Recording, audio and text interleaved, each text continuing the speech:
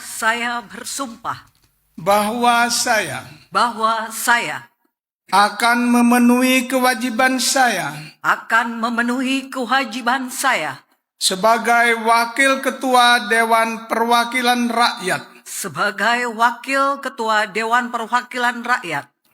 dengan sebaik-baiknya dan seadil-adilnya, dengan sebaik-baiknya dan seadil-adilnya, sesuai dengan peraturan perundang-undangan, sesuai dengan peraturan perundang-undangan, dengan berpedoman pada Pancasila dengan berpedoman pada Pancasila dan Undang-Undang Dasar Negara Republik Indonesia tahun 1945,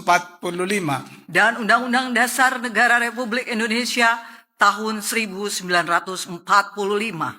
bahwa saya dalam menjalankan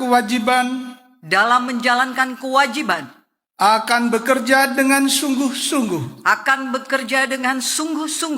demi tegaknya kehidupan demokrasi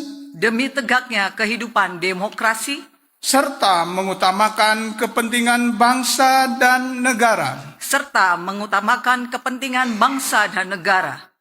daripada kepentingan pribadi seseorang dan golongan,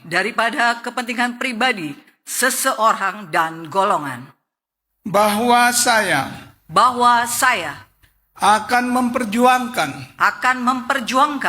aspirasi rakyat yang saya wakili untuk mewujudkan tujuan nasional demi kepentingan bangsa dan negara kesatuan Republik Indonesia.